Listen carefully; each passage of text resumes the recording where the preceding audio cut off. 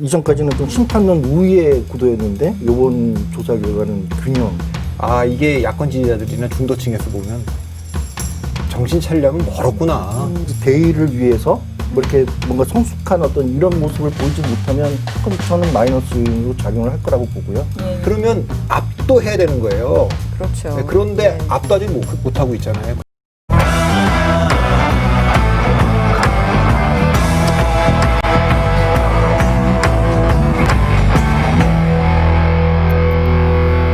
이번 조사에서 재보선에 관한 민심도 살펴봤잖아요.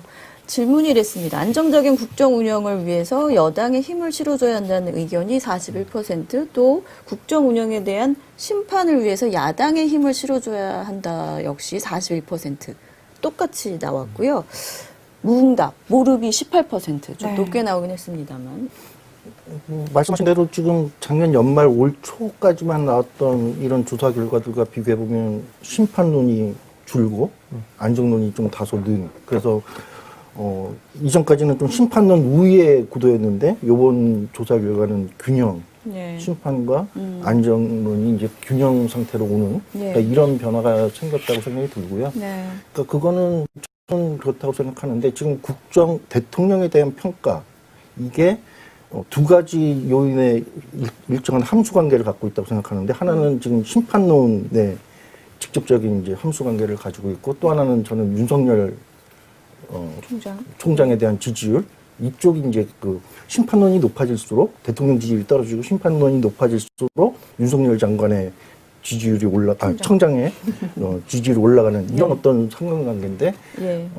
지금 여기서도 저는 아까 그 신년 메시지나 대통령과 여당이 뭔가 조금 바뀌나 작년하고는 보다. 좀 예. 달라지는 것 같다라는 그 메시지를 받은 게 네. 심판론을 완화시키고 사실은 뭐 갤럽이나 이런 데서도 박원순 시장과 오거돈 시장이 좀 이렇게 보궐선거의 원인 제공자잖아요. 예, 그때 예. 여론은 뭐 굉장히 안 좋았고요.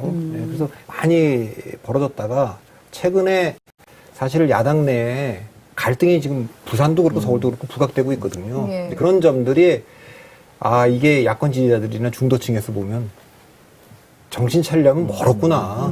그건 뭐 그동안에 국민의힘이 뭘 잘해서 그런 줄 아냐. 그러니까 저 사람들이 반문재인 정서에 기대 갖고 조금 좋아지니까 서로 그냥 하겠다고 나서고 네. 이러는 거에 대한 실망감들이 또 지금 이제 경고로 나타나고 있는 거죠. 예. 그러니까 단일화를 바라는 여론이 형성됐는데 그 협상 과정에서 막 그 뭔가 대의를 위해서 뭐 이렇게 뭔가 성숙한 어떤 이런 모습을 보이지 못하면 그럼 저는 마이너스 요인으로 작용을 할 거라고 보고요. 예. 예. 근데 이제 다만 제가 좀 궁금한 건 이런 거예요. 그러니까 올 초인가 작년까지만 하더라도 오히려 국민의당 쪽에서 좀 그 단일화, 후보 단일화에 대해서 좀 적극적이었는데 지금은 이게 좀 오히려 이제 안철수 후보가 굉장히 적극적이고 국민의당이 좀 이렇게 뭐 튕긴다고 그래야 될까? 국민의힘이 국민의힘이. 그러니까 좀 그런 변화가 저는 느껴져서 왜 그럴까 생각해보면 혹시 여론에 대해서 오판하는 건 아닌가 좀 저는 그 생각을 하게 돼요. 그러니까 PK는 네. 지금 이제 국민의힘이 정신 차려야 되는 게 네.